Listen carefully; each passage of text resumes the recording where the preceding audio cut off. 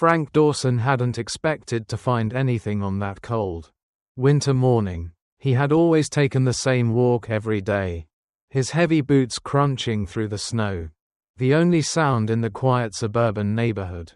It was a routine he had followed since his wife, Sarah, passed 5 years ago. Their house, once filled with laughter and life, now stood silent. His children, both grown and busy with their own lives, hadn't visited in months. Frank was used to the solitude by now. It had become part of the rhythm of his days. But that morning, something was different. He had just turned the corner by the old oak tree when he saw the small, trembling figure by the side of the road. It was huddled in a box, barely visible from the snow that had accumulated around it. At first, Frank thought it was just a pile of discarded items, some rubbish left behind by careless hands. But then, as he got closer, he saw the tiny puppy, shivering in the cold, its big eyes wide with fear and confusion. Frank stopped dead in his tracks. The puppy's eyes locked onto his, pleading, filled with a desperation that hit him harder than he expected. It was small, just a few months old, maybe less, its fur matted with dirt and snow. Its tiny body shook with cold, and the cardboard box it had been abandoned in was barely holding together. Frank couldn't understand why anyone would leave a creature like that out in the snow. He knew that people abandoned animals all the time. But this, somehow, felt worse. The little dog didn't deserve this. His first instinct was to keep walking, to ignore the animal like he had learned to ignore so many other things. After all, he didn't need a dog. He had lived alone for years, ever since Sarah had died. And before that, he and Sarah had always talked about getting a dog. But it never happened. She was allergic, so it had never come up again. Now, after all this time, the idea of taking care of another living creature seemed overwhelming. It was one more responsibility he didn't think he was capable of handling. But as he stood there, frozen in the cold, the puppy's gaze never wavered. It was like it could sense Frank's hesitation, its tiny body trembling harder with each passing second. Frank's heart softened against his will. The puppy was helpless, alone, and cold. There was no one else to help it. Frank sighed, shaking his head as if to clear the thoughts swirling inside. He wasn't the kind of man who made impulsive decisions. He had always been cautious, careful, but this felt different. He looked around the empty street, then at the small dog. A part of him wondered if he was just being foolish. But another part of him, one he hadn't listened to in years, knew that he couldn't leave it there. Slowly, as if weighed down by the decision, Frank bent down and carefully scooped the puppy up. It fit perfectly in his arms. Small and fragile, the dog looked up at him, its eyes now filled with a mix of fear and hope. "What are you doing here?" "Huh?" Frank muttered under his breath. Though the puppy couldn't answer, it sniffed at his coat, its cold little nose touching his chest. And Frank felt a strange pull in his heart. The dog had nowhere else to go. And neither did he. The decision was made in a moment, as quick and final as a snap of the fingers. Frank didn't know why, but he had to take it with him. He didn't know if he was doing the right thing, but it was impossible to walk away. With the puppy safely cradled in his arms, Frank walked back toward his house. The snow crunched underfoot, and the cold wind stung his face. But his mind was focused on the tiny creature in his arms. He didn't know what he was going to do with it. He didn't even know what kind of dog it was, just a mixed breed. Probably, maybe a terrier. Its coat was patchy, its ribs visible under the thin fur. The puppy wasn't well cared for. That was clear. When Frank reached the front door of his house, he paused. He hadn't planned on this. His house had always been empty, the space filled only with echoes of the past. He had never considered adopting a pet. But now, here he was, holding a dog that clearly needed him. He hesitated for a moment. And then he pushed the door open. The warmth from inside hit him immediately. A contrast to the biting cold outside. He stepped in, the dog still in his arms, its eyes darting around the unfamiliar space. "All right, little one," Frank said softly, more to himself than to the dog. "Let's get you settled." He took the puppy to the small kitchen, where he grabbed a towel from the laundry room. He gently dried the dog's fur, being as careful as he could. The puppy seemed to relax a little, though it was still skittish, its body trembling from the cold and fear.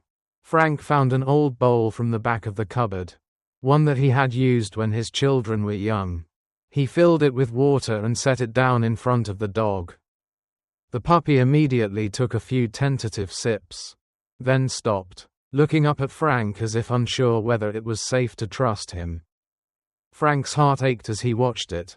He knew the dog needed more than just food and water.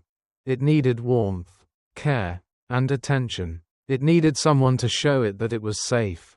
"What am I doing?" Frank muttered, his voice laced with confusion and something else, something he hadn't felt in a long time. Responsibility, a sense of purpose. He hadn't expected to feel any of that again. He had been content, in his own way, with the quiet life he had created after Sarah's death. But now, holding this fragile creature in his home, it felt like he had to start again. The puppy licked its lips and looked back at Frank, its eyes still wide with uncertainty. Frank sat down slowly on the kitchen floor, watching the dog carefully. He hadn't realized how much he missed having someone around, someone to take care of. He hadn't realized how empty the house had felt until now. "Well," Frank said softly, his lips curling into a small smile despite himself. "I guess I'd better give you a name." "Huh?" The puppy didn't respond. "Of course." But Frank considered it for a moment. "Buddy," he muttered, almost to himself. "Yeah, Buddy seems right." The name seemed to fit, in an odd way. Maybe it was because Frank hadn't had a buddy in so long. Or maybe it was because it felt like a fresh start. Whatever it was perfect. "All right, Buddy," Frank said, his voice steadier now. "We'll get through this together." As he watched Buddy drink from the bowl and then curl up by the kitchen door, Frank felt something stir in him, something he hadn't felt in a long time. It wasn't the loneliness that had haunted him for years. It was something more subtle, a quiet sense of connection, as if this little creature had come into his life not just by chance, but by some kind of fate. He wasn't sure where this would go, or what the future would hold for him and Buddy, but for the first time in a long time, Frank felt the faintest glimmer of hope. As the days passed, Frank found himself slowly adapting to the presence of Buddy in his home. At first, it had felt awkward, as though a stranger had entered his life and was now claiming space he hadn't known he still had. But as the little dog grew more comfortable, so did Frank. He could hear the soft padding of Buddy's paws on the wooden floors, the way the dog would nuzzle against his legs, seeking comfort and warmth. It was a strange thing to have this living, breathing creature now sharing his home.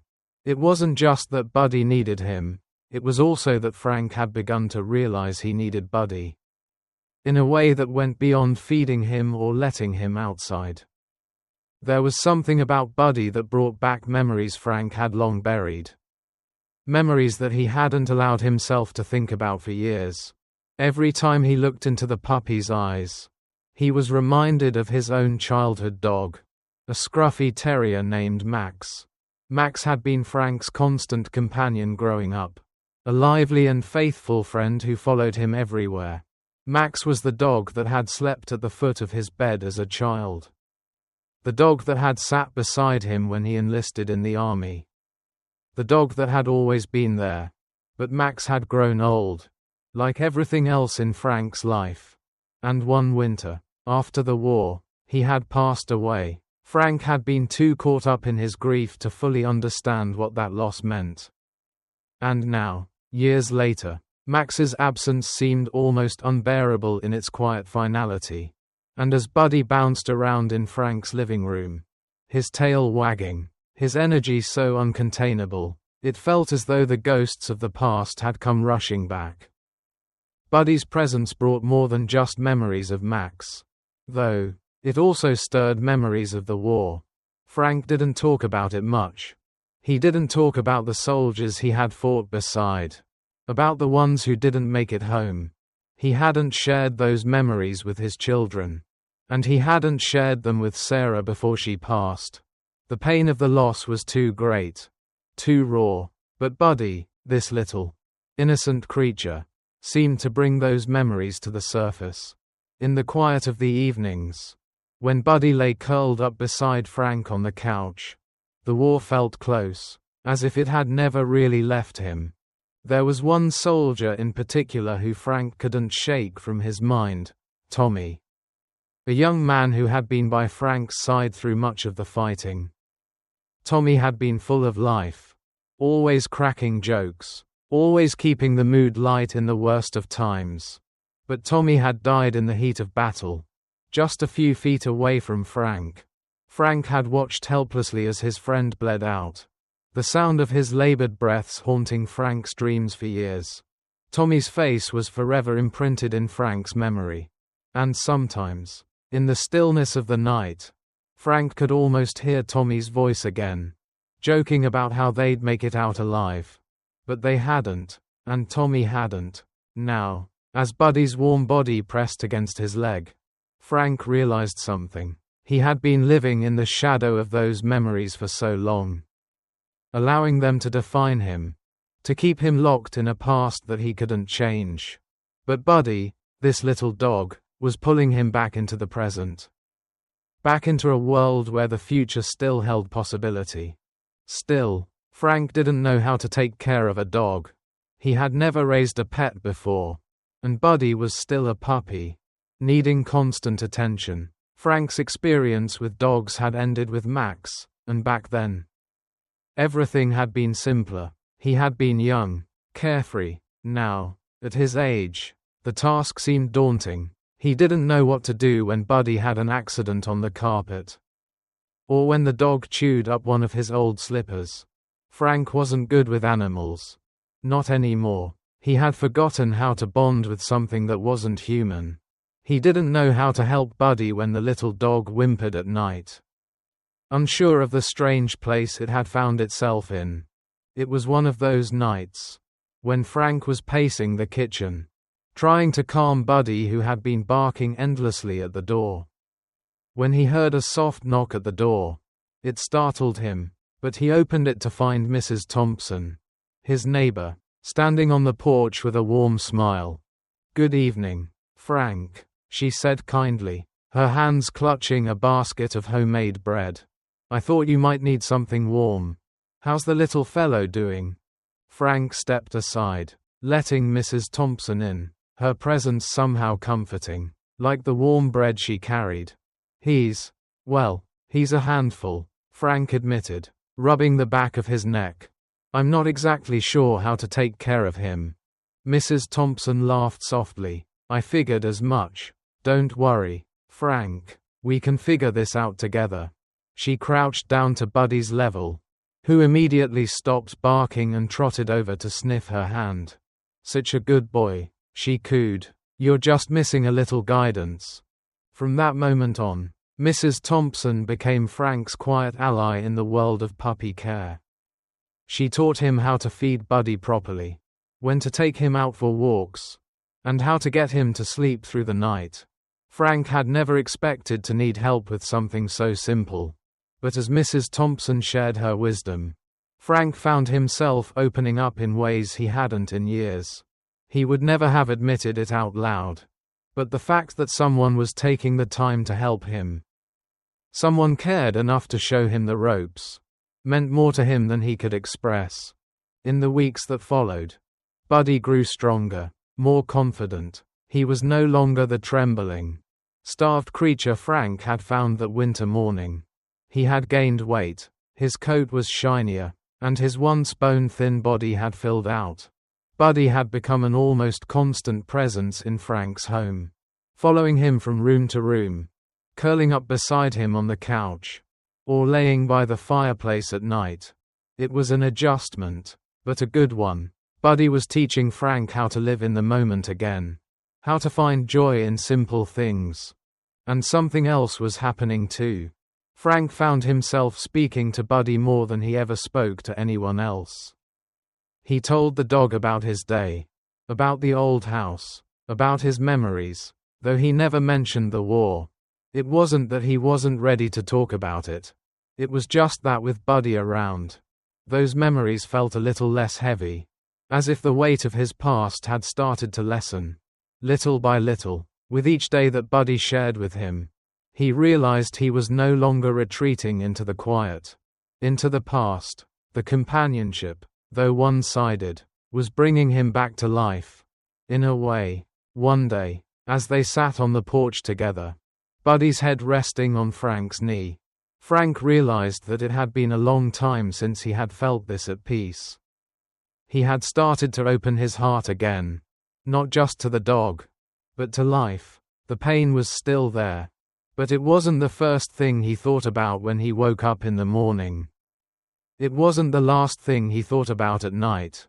There was something else now, something new. Buddy had shown him that it was possible to start again, that even in the twilight of his years, life still had more to offer. And for the first time in a long time, Frank Dawson felt like he had a future, a small, hopeful future with a dog that had unknowingly saved him from the shadows of his past. Buddy had become more than just a pet to Frank. He was his companion, his confidant, his reason to wake up each day.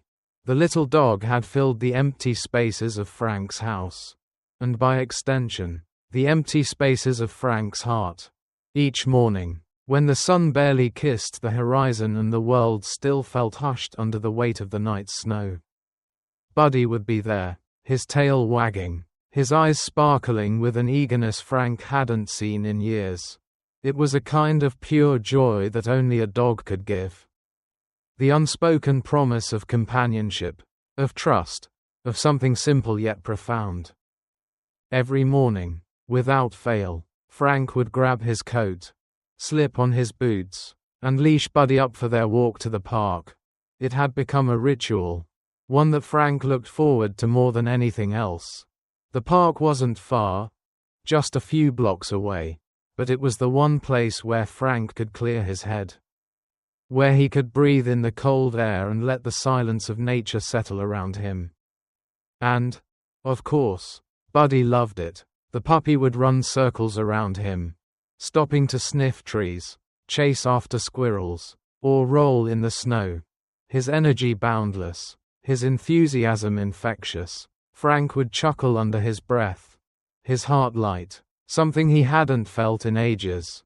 As they walked, Buddy would inevitably attract attention.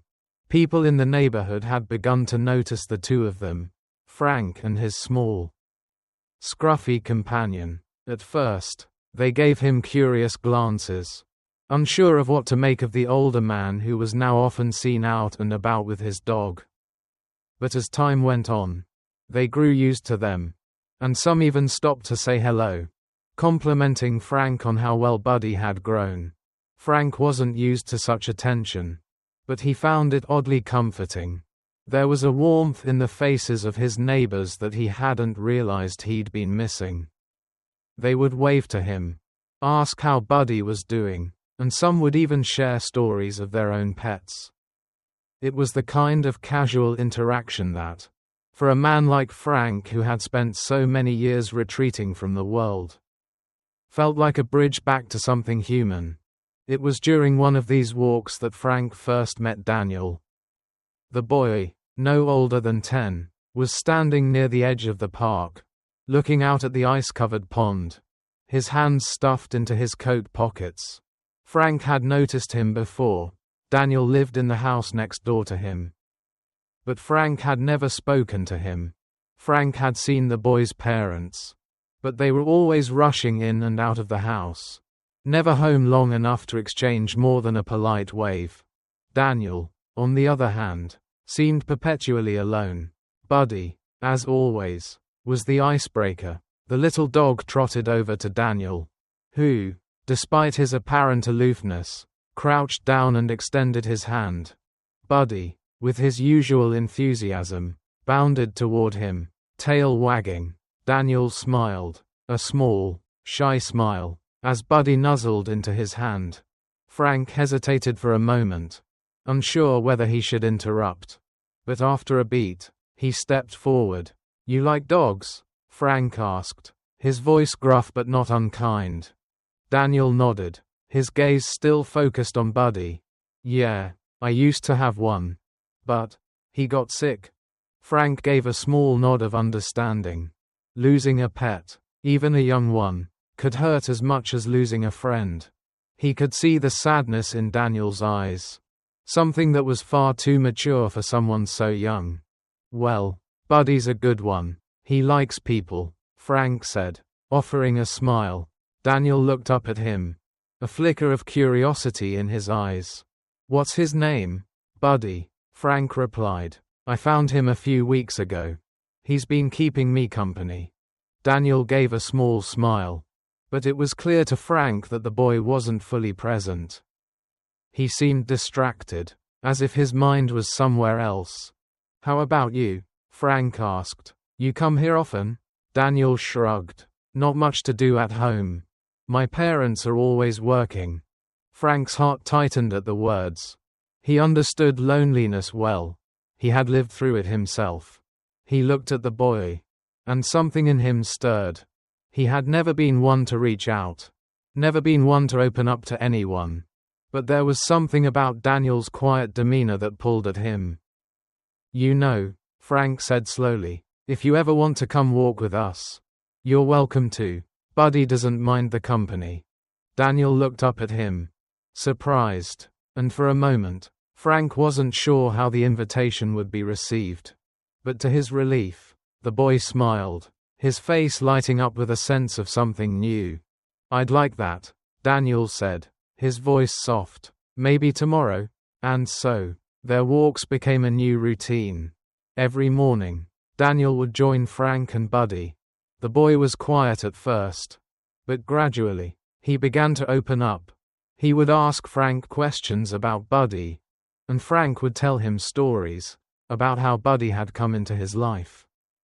How he had found him that cold winter morning, shivering and abandoned. They would talk about their walks, about the neighborhood, and little by little, Frank realized that he was talking more than he had in years.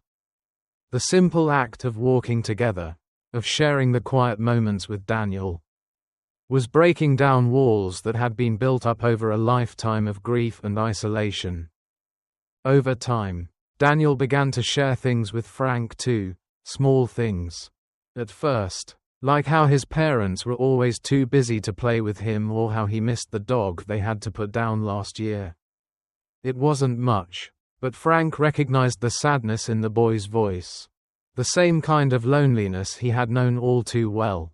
They didn't talk about it often, but Frank knew that Daniel needed someone. Just like he did. One day, as they sat on a bench by the pond, Daniel looked up at Frank with a hesitant expression. "Do you miss your friends?" Daniel asked quietly. Frank blinked, caught off guard by the question. For a moment, he didn't know how to respond. The war, the memories, they were all still there, like ghosts lurking in the corners of his mind. But he had never really talked about it. Not with anyone, not even his children. "I do," Frank said finally, his voice low. "I miss them more than I like to admit. I don't talk about it much. But, yeah, I do." Daniel nodded, as if he understood, and after a long silence, he said, I think Buddy helps. He makes me feel not so alone." Frank's chest tightened at the words. He realized that the boy, much like him, had found something in Buddy that filled the emptiness, even if just a little. The next day, Daniel showed up with a tablet in his hand. "I learned how to search for people on the internet," he said excitedly. "I thought maybe we could find some of your old friends. You know, from the army?" Frank's heart skipped a beat. "You think that's possible?" Daniel nodded enthusiastically. "Sure, you just need to know their names. And I can help you." And so they sat together, Frank showing Daniel the names of the men he had served with. The faces that haunted his dreams. Daniel typed away on the tablet, helping Frank track down old contacts, searching through old military records. It wasn't easy, and there were no guarantees. But with each new lead, Frank felt a sense of connection to the past that he had long since buried. It wasn't just about finding the men he had served with. It was about reclaiming a part of himself he had thought was lost forever. Buddy lay at their feet, curled up in the sun, as Frank and Daniel worked together, bridging the gap between the past and the present. It wasn't the future that Frank had expected, but it was a good one. A life, shared with the companionship of a dog and a boy who, much like him, had been searching for something, a sense of connection, a way out of loneliness. And in each other, they had found it. One cold morning, Buddy didn't greet Frank with his usual enthusiasm. Frank had grown accustomed to the little dog's excited, tail-wagging welcome every morning. But today there was nothing. He called Buddy's name, and when there was no response, a chill ran through him. He found Buddy curled up in the corner of the living room, his fur matted and his body unusually still. The little dog lifted his head weakly, but his eyes lacked the spark they once had. Frank's heart sank. He knelt beside Buddy, gently rubbing his back, but Buddy didn't respond in his usual playful way. He was listless, his breathing shallow and labored. Panic gripped Frank. He had seen Buddy grow from a trembling, emaciated pup into a healthy, lively dog, and now, seeing him in this state, Frank's mind was flooded with fear. What had happened? Had he done something wrong? Was Buddy sick because of something Frank had missed? He hadn't noticed any signs of illness. Nothing that seemed serious. Buddy had always been strong and resilient. But now, Frank feared the worst. Without thinking, Frank grabbed his coat and leashed Buddy, his hands trembling. He didn't even bother to change out of his pajamas. Too frantic to care, Buddy let out a soft whimper, and Frank's chest tightened. He couldn't lose him. Not now. Not after everything they had been through together. He couldn't go back to the empty house, to the silence, to the hollow feeling that had settled over him for so many years. Buddy was the one thing that had kept him from retreating back into himself. He was the one thing that had brought joy, a spark of life into Frank's world, and the thought of losing him was unbearable.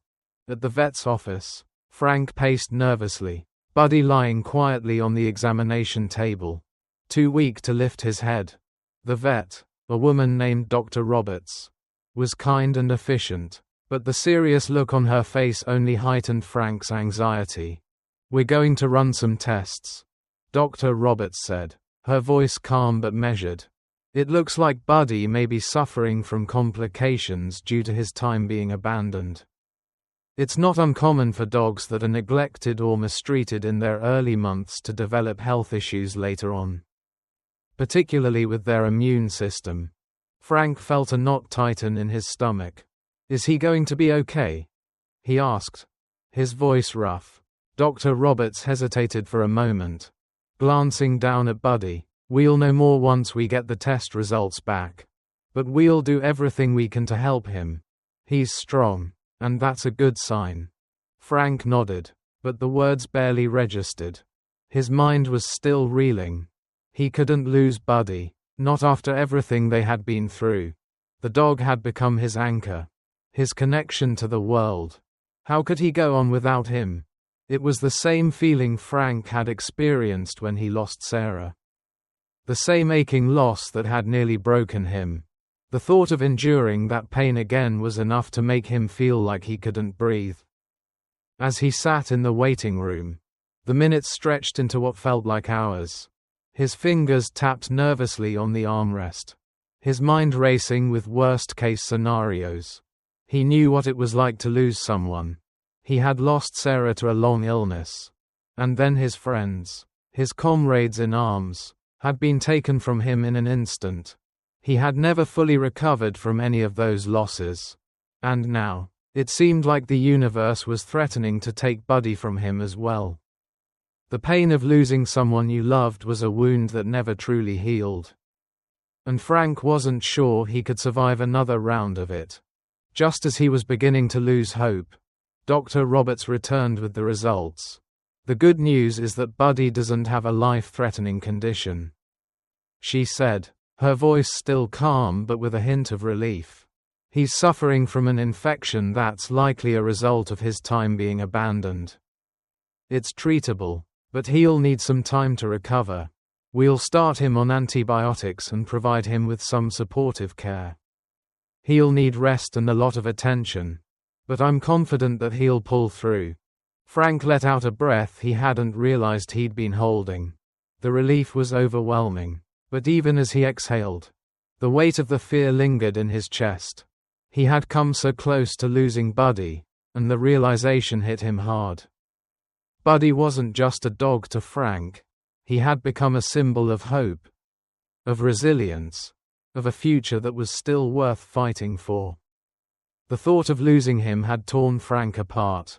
Over the next few days, Frank dedicated himself entirely to Buddy's recovery. He administered the antibiotics as directed, made sure Buddy had plenty of water, and kept him warm and comfortable in the living room. Buddy was still weak, his energy far from what it had been. But there were small signs of improvement. He would lift his head when Frank spoke to him, and occasionally, he would give a soft tail wag when Frank sat beside him. It wasn't much, but it was enough. Frank clung to those small moments, as though they were lifelines. But despite the progress, Frank couldn't shake the overwhelming sense of fear. Every time Buddy's breathing slowed or he lay still for too long, Frank's heart would race, and he would rush to check on him, praying that everything was okay.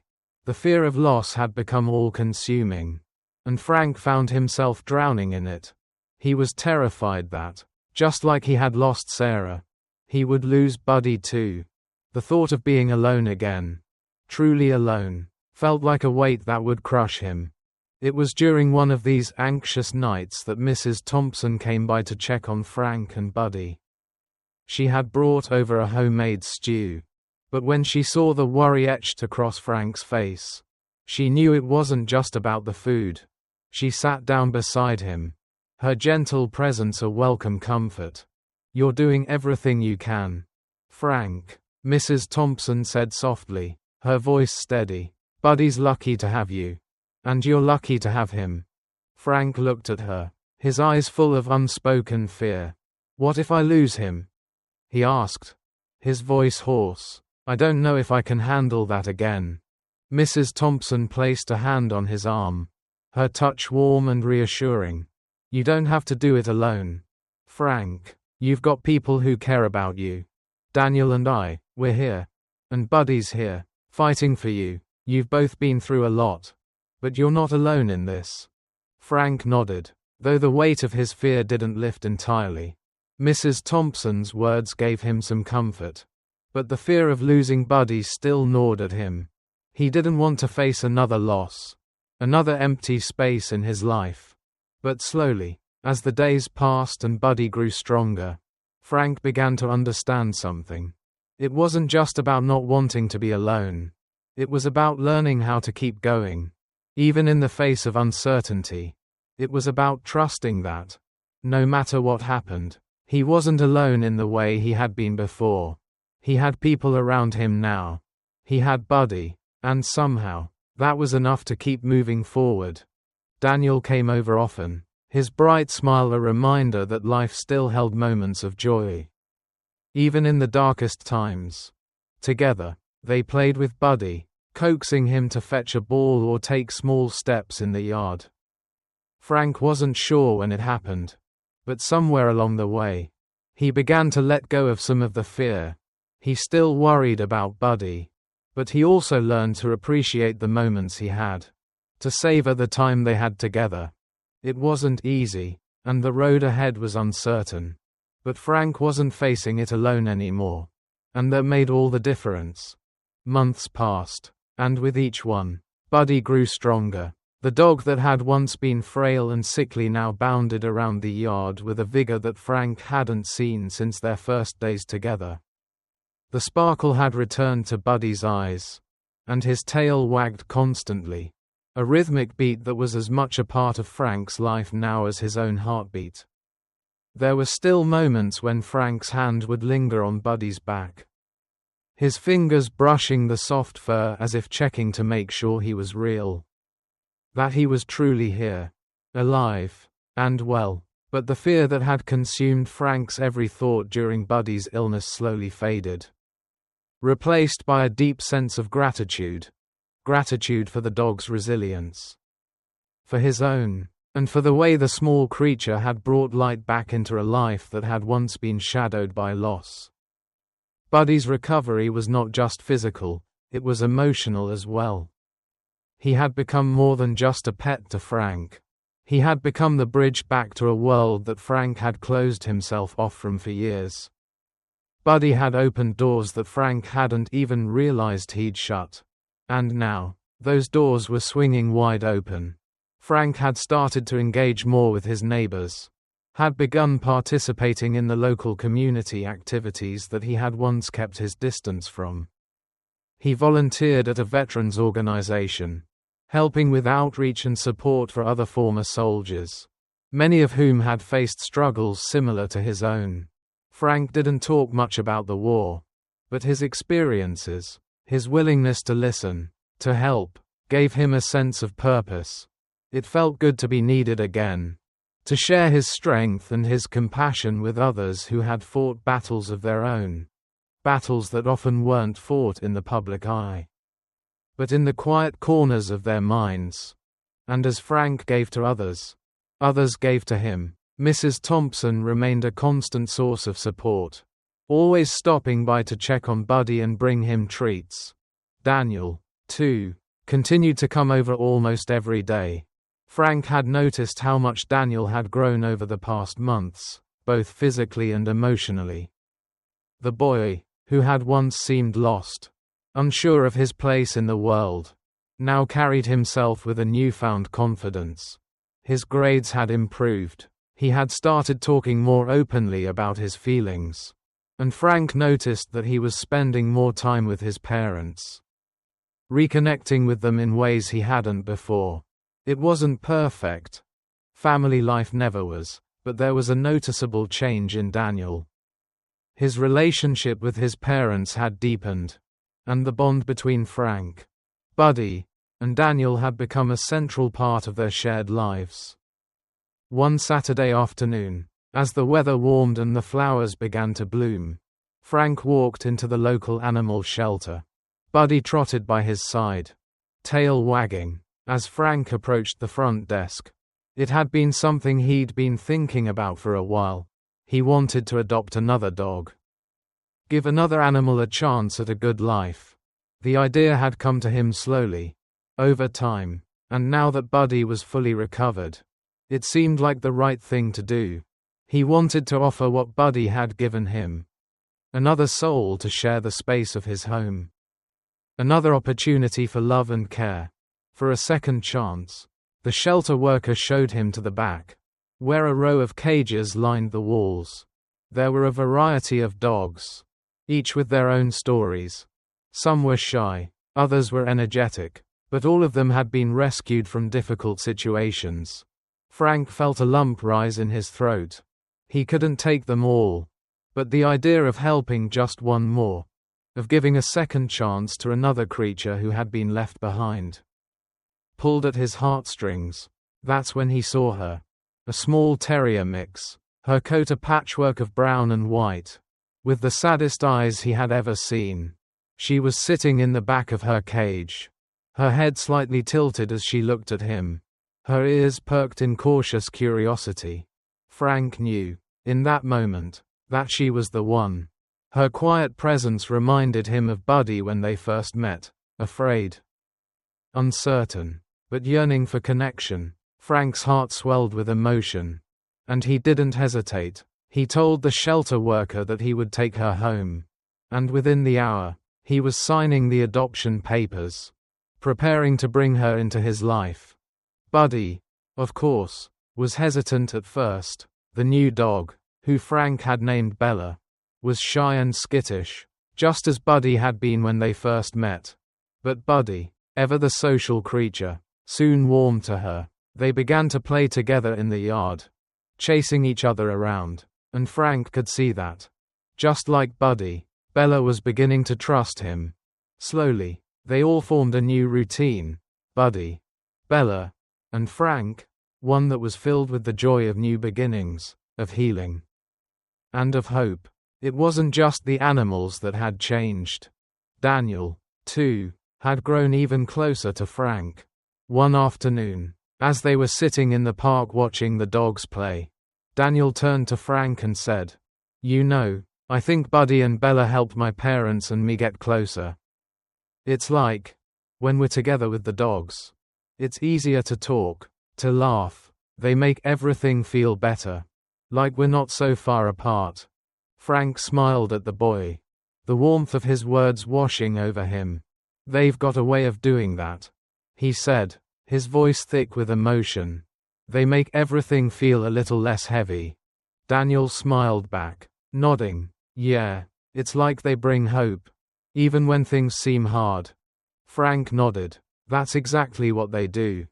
And so, life went on. The days grew warmer, and Frank found himself walking Buddy and Bella to the park almost every morning. Daniel joined them whenever he could, and they would laugh, talk, and enjoy the simple moments of life. Frank still had his moments of grief, his moments of missing Sarah, missing his friends, missing the years he had lost to the quiet shadows of his own mind. But he no longer carried the weight of it alone. He had Buddy, he had Bella, he had Daniel, and in the quiet company of these three, he had found the peace he had been searching for all these years. The town had noticed the change in Frank. He was no longer the quiet, solitary man who kept to himself. He had become a part of the community again, his kindness and willingness to help inspiring others to do the same.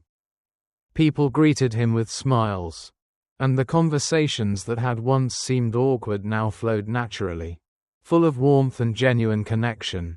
The grief and isolation that had defined Frank's life for so long had been replaced by something far more precious: love, friendship, and belonging. One evening, as the sun dipped below the horizon, casting a golden glow over the quiet streets, Frank, Buddy, Bella, and Daniel walked together down the road. The town was peaceful, the air fresh and cool, and for the first time in a long while, Frank felt like he had everything he needed. He wasn't alone. He had the love of his dogs, the friendship of Daniel, and a renewed connection with a world that had once seemed distant and cold. And as they walked, Frank realized that life, though unpredictable and sometimes difficult, still had so much to offer. There were second chances, there was healing, and there was always hope. The road ahead was uncertain, but Frank was no longer afraid. He had found a new beginning, one that was built on the strength of love, the power of connection, and the understanding that, no matter what, he wasn't alone. Thank you for watching the video. If you enjoyed it, please comment 1. And if you didn't, just hit like. See you in the next videos.